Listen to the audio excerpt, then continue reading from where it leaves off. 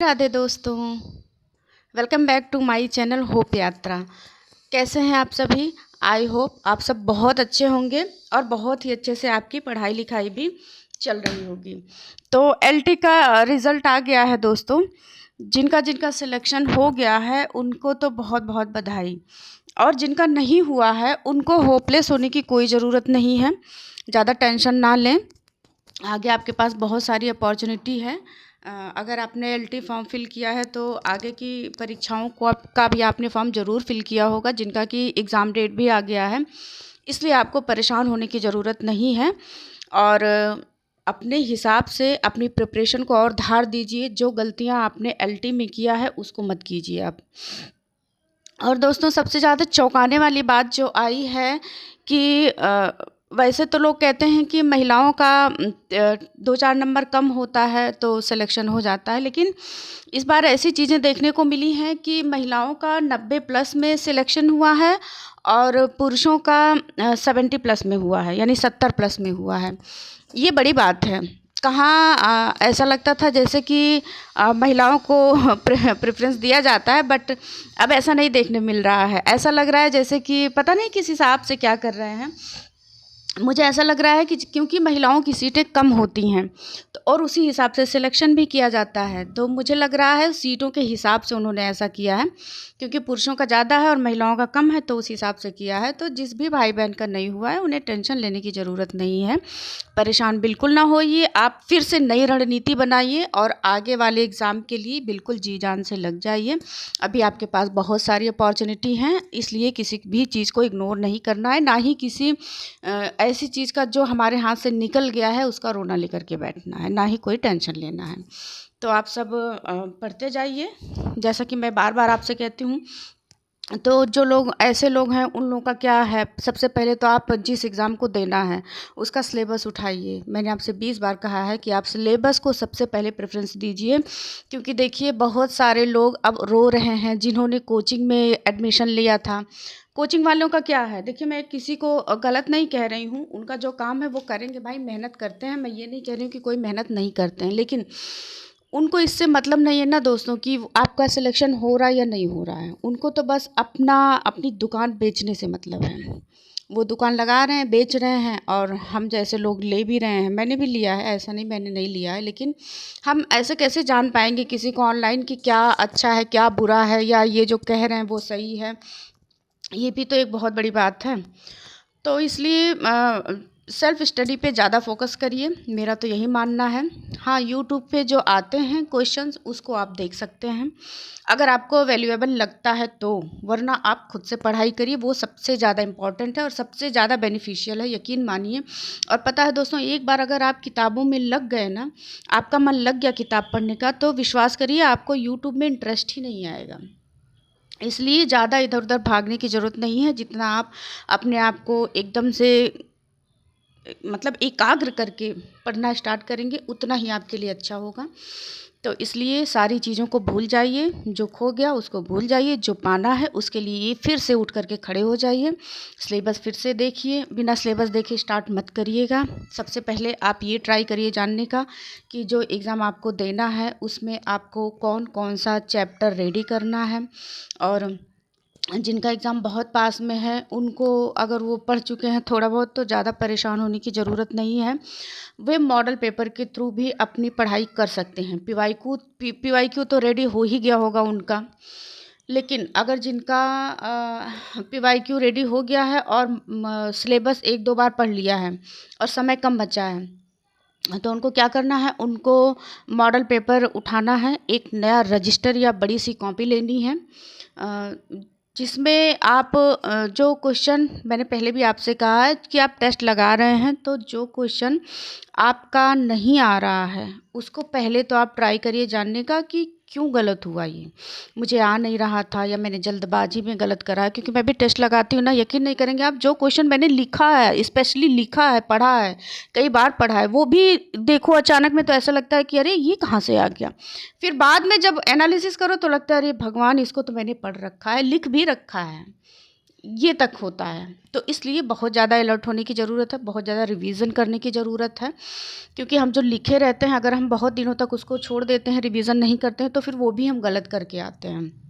तो आपको इन सब चीज़ों पे विशेष ध्यान रखना है, और जो गलत हो रहा है उसको आपको अलग से लिख लेना है। लिख करके अगर हो सके तो आप उस टॉपिक को रेडी करिए, नहीं हो सकता है तो एटलीस्ट जिस चीज़ के विषय में है उसके विषय में तो याद ही कर लीजिए अच्छे से। जैसे शासन व्यवस्था है तो आप इसके विषय में याद कर लीजिए, शासन व्यवस्था के बारे में किस किस राइटर ने बोला है, क्या क्या बोला है, क्या क्या ज़्यादा पूछा जा रहा है, तो इन सब बातों को भी आप उसमें लिख लीजिए। फिर जब बाद में आप इसको रिवीजन करेंगे तो ये आपके लिए बेनिफिशियल होगा। आप ऐसे भी कर सकते हैं। बाकी आप जैसे चल रहे हैं, अगर आपको लग रहा है अच्छा है, नंबर गेन हो रहा है, तो आपको कोई ज़रूरत नहीं है अपने स्टाइल को चेंज करने की। आप वैसे ही पढ़ते रहिए, बस केवल मतलब है अच्छे नंबर आने से और सिलेक्शन होने से, बाकी चीज़ों से बहुत ज़्यादा मतलब नहीं है। तो इसलिए बहुत ज़्यादा इधर उधर भटकना नहीं है। मैं ये नहीं कह रही कि मैं जो कह रही हूँ इसको आप बिल्कुल फॉलो ही करिए, कोई ज़रूरत नहीं है। अगर आपके नंबर अच्छे आ रहे हैं, आपको लग रहा है कि आप सही लाइन पे चल रहे हैं, तो कोई ज़रूरत नहीं लाइन चेंज करने की। आप जैसे कर रहे हैं वैसे ही करते रहिए। बस ये यकीन रखिए अपने अंदर, ये विश्वास बनाए रखिए कि सिलेक्शन आपका होगा, एक सीट आपकी पक्की है। तो इसलिए टेंशन बिल्कुल नहीं लेना है। और मुझे लगता है दोस्तों सबसे पहले आपको अच्छी सी स्ट्रेटजी फॉलो करनी चाहिए, इसमें आपको पीछे नहीं हटना चाहिए। जिन लोगों ने नहीं करा है मैं उनकी बातें कर रही हूँ, क्योंकि देखिए जब तक आप किसी चीज़ को, वो कहते हैं ना कि जब तक नियम कानून ना हो तो वो चीज़ें हाथों से फिसलती जाती हैं, उसमें कोई वो नहीं रहता है कि हाँ कर लेंगे, करना ही तो है, कर लेंगे, कल कर लेंगे, कल नहीं होगा तो क्या करेंगे, शाम को कर लेंगे, शाम को नहीं होगा चलो कल, चलो कल सुबह कर लेंगे, ये होता है।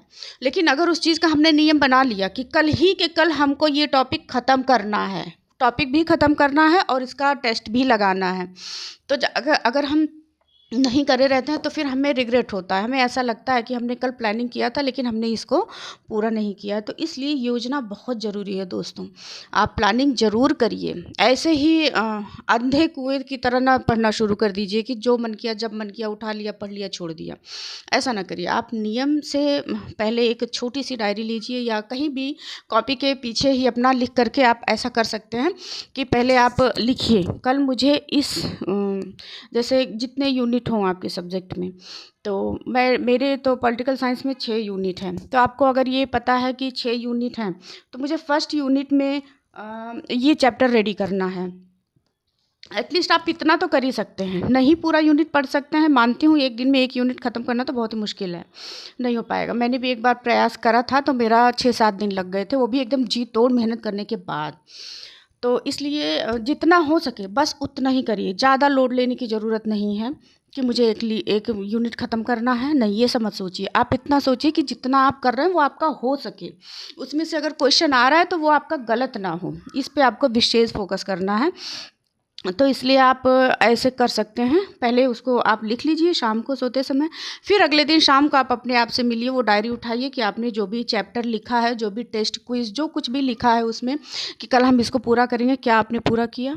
अगर आपने किया है तो अपने आप को गुड बोलिए, ठीक है, क्योंकि आपने उसको कंप्लीट करा है। और अपने आप को हो सके तो रिवॉर्ड भी दीजिए, एक गाना सुन लीजिए अच्छा सा जो आपको अच्छा लगे, जहाँ भी आपको इंटरेस्ट हो, किसी से बात करनी हो कर लीजिए, तो उसके बाद फिर आप आराम से चैन की नींद सोएंगे। विश्वास मानिए, आप किसी दिन इस चीज़ को करके देखिए, जिस दिन आपने अपने पूरे जितना आपने सोच रखा था उसको आपने कंप्लीट कर लिया है, तो अगले दिन आपको अजीब सी खुशी महसूस होगी। तो इसलिए इसको रोज़ करते जाइए, तो आपको ये लगेगा कि आप अपने आप से गद्दारी नहीं कर रहे हैं, अच्छा फील होगा। तो इसको करते जाइए, और हो सके तो अपना टाइम टेबल अपने हिसाब से बना के रखिए। जो भी हाउस वाइफ्स हैं, भाई बहन हैं, देखिए सबका अलग अलग काम होता है, सबके अपने अपने इम्पोर्टेंस होते हैं कि हमें कहाँ देना है कहाँ नहीं देना, तो उस हिसाब से आप अपना करते जाइए। तो चलिए ठीक है। नहीं, पहले मैं बता देती हूँ कि मैंने आज क्या पढ़ा है, क्योंकि कुछ लोगों का ये रहता है कि आप कैसे पढ़ाई करती हैं। तो अभी मैंने आपको उस दिन बताया था ना, परसों, कल तो मैं बता नहीं पाई थी, लेकिन परसों मैंने बताया था कि मैं इस टाइम पे ये जो भारतीय विचारक हैं इनको कंप्लीट कर रही हूँ।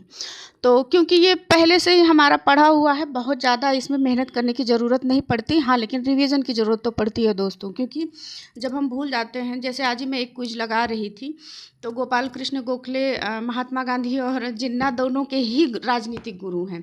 तो ये मैं पहले भी पढ़ चुकी थी, मुझे बहुत अच्छे से याद था। लेकिन जब ये पूछा गया कि जिन्ना के गुरु कौन थे, तो मैं सोच में पड़ गई जिन्ना के गुरु कौन थे। कुछ देर बाद याद आया कि अच्छा, ये तो गांधी जी और जिन्ना के दोनों के ही गुरु गोपाल कृष्ण गोखले थे। तो ऐसा होता है, इसलिए रिवीजन करते जाइए, उसको इग्नोर मत करिएगा। जब हम चीज़ें भूल जाते हैं तो दिमाग से उतर जाता है, फिर देखने के बाद भी कभी कभी याद आ जाता है, कभी कभी नहीं भी आता है। इसलिए रिवीजन आपको करते जाना है, उसके लिए बिल्कुल भी परेशान नहीं होना है। मानती हूँ मैं, जो पढ़े रहो उसको दोबारा पढ़ने का मन तो नहीं कहता है, मेरा भी नहीं कहता है, लेकिन पढ़ना पड़ता है। नया पढ़ने से बेटर है आपने जो पहले पढ़ रखा है उसी को रिवीजन करिए, और अपने सोर्स को लिमिटेड कर दीजिए। इसका बहुत विशेष ध्यान रखिए, क्योंकि हमारे पास अब ज़्यादा समय नहीं रह गया है। मान के चलिए कि मोटा मोटा 60 दिन रखिए आप। इसी में अब आपको फिर से अपने सिलेबस को 2-3 बार, जितनी बार भी रिवीजन कर सकते हैं कर लीजिए। तो चलिए दोस्तों, फिर मिलते हैं। राधे राधे।